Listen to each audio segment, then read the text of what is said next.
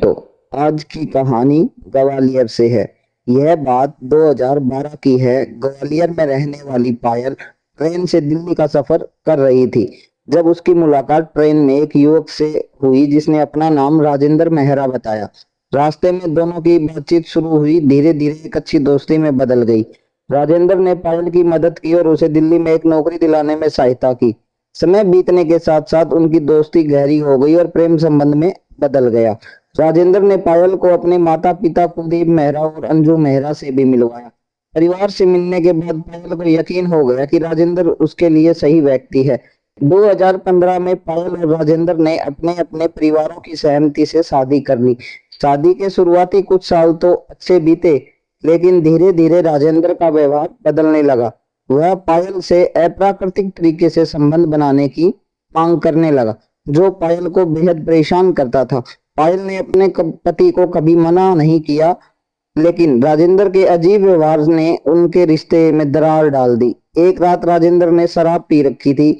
उस रात उसने पायल के साथ न केवल मारपीट की, बल्कि उसके साथ ऐसा राक्षसी व्यवहार किया जिससे पायल भूल नहीं पा रही थी। इस घटना के बाद पायल ने तय कर लिया कि अब वह और बर्दाश्त नहीं करेगी। जैसे ही अगली दोपहर राजेंद्र घर से बाहर गया, पायल ने घर छोड़ने का फैसला कर लिया। वह अपना सामान पैक कर रही थी, तभी उसकी नजर अलमारी में छुपाए गए कुछ कागजों पर पड़ी। उन कागजों को देखकर पायल के पैरों तले से जमीन खिसक गई। उसे छिपा राजेंद्र का एक बड़ा राज सामने आ गया। राजेंद्र का असली नाम राजेंद्र मेहरा नहीं था, बल्कि वह राजेश वीर सिंह कमरिया था। उसने पायल से अपनी असल पहचान छिपा रखी थी। इस खुलासे के बाद पायल ने अपना आधा अधूरा सामान समेटकर ग्वालियर में रहने वाले अपने पिता के घर चली गई, जो शहर के नामी ट्रांसपोर्ट थे। पायल के घर छोड़कर जाने के बाद राजेंद्र का गुस्सा बढ़ता गया। उसने कई बार फोन पर पायल को धमकाया और उसे वापस घर आने की चेतावनी दी, लेकिन पायल अब फिर उस नरक में नहीं जाना चाहती थी जहां से वह जान बचाकर आई थी। दूसरी बात अब यह थी कि उसे राजेंद्र के फ्रॉड होने का भी शक होने लगा था। इसलिए राजेंद्र उसे फोन पर धमका रहा था, लेकिन पायल उसके पास नहीं लौटी।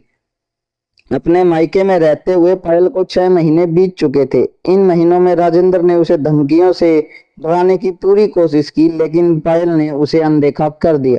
12 मार्च को पायल बाजार जाने के लिए घर से निकली तो रास्ते में राजेंद्र ने कुछ बदमाशों की मदद से उसे कार में खींचकर अपहरण कर लिया और कार में ही राजेंद्र ने पायल के संग मारपीट कर उसकी हत्या करने की कोशिश की। लेकिन किस्मत से पायल किसी तरह उनके चंगुल से भागने में कामयाब रही। पायल ने झांसी रोड थाना पहुंचकर पति के खिलाफ शिकायत की कि पायल अपने पति राजेंद्र के असली नाम और उसके अतीत के बारे में जो जानकारी दी।